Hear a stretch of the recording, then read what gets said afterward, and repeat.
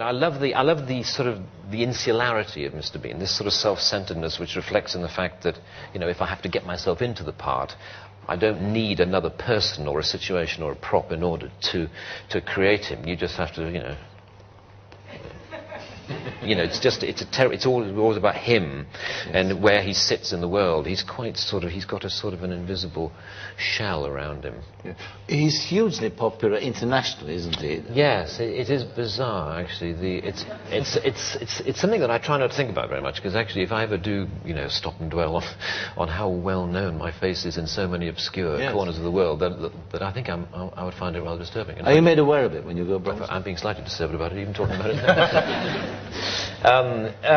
Yes, I'm aware. No, you hear extraordinary things about, you know, like a friend of mine making a documentary for Comic Relief and going into Africa, you know, into some of the most deprived areas of Africa, and going to this, you know, little African village where there's no water, no electricity, no services, and nothing, no food, in all likelihood, and just a few huts, and in the largest hut, the entire village was gathered, and there was a grainy, tiny black and white screen showing a Mr. Bean video. What about, let's talk about the other great comic creation that you made, and that was Edmund Blackadder. What was the reason of setting it, first of all, in 500 years ago? I mean, what was the inspiration for that? Yeah, it was after a sketch show that I did called Not the 9 O'Clock News, and myself and Richard Curtis wanted to do a sitcom of some kind. And we were sitting around trying to think of ideas, and then, of course, the dominant sitcom of the time was Fawlty Towers. It still is a very dominant sitcom, and a definitive piece of work. And I think we were fairly convinced that whatever we did, you know, no matter how hysterically funny it was, would be unfavourably compared, we thought, to Fawlty Towers. And so we were desperate. And so I think some of the reason why we ended up, you know, 500 years ago was because we were thinking, well, surely if we set it in medieval times, no one's going to say it's a pale imitation of Fawlty Towers. At least that was the hope. I'm sure somebody still did say it. So that's why the first series ended up at that time. And of course, one always remembers, of course, that classic last episode too, which seemed to define for me that narrow gap there is between tragedy and comedy. Yeah. It was a very bold thing and very moving, and at the same time it did have a sort of comedic side to it.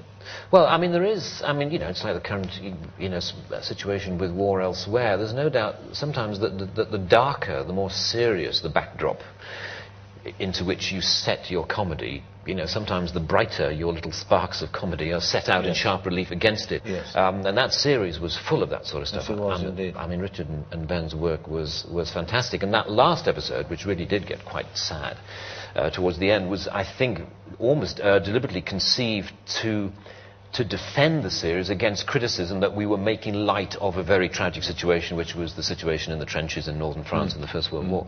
In fact, it turns out that criticism never materialized, that people just accepted it for what it was, and enjoyed it for what it was. It's a classic nowadays. But it was, but I remember filming when we, you know, the weeks a rehearsal leading up to the one-day recording of that last episode, when we went over the top at the end. And for the first time, and probably the last time actually in my acting career, that because throughout rehearsal, you know, as an actor playing the part of the Blackadder, and knowing that even though the rest of the episode, of course, was its standard sort of funny sitcom self, there was this deep sort of twist in the, you know, in my stomach throughout that week of sort of thinking along with your character that you were doomed, you know, that you were going to die at the end of the week. It was the most peculiar. I'm sure, you know, serious actors playing serious characters in difficult situations feel this all the time, that you know, there's a psychological effect.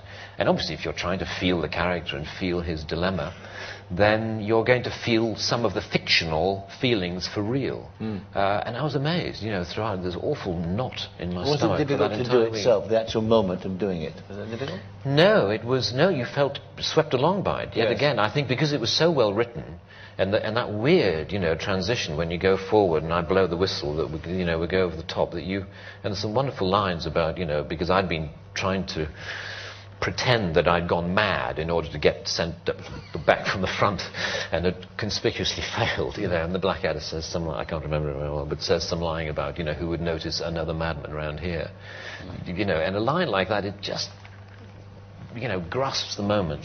And it's so fantastic to be part of. But by God, I felt it. Yeah, I really did feel it.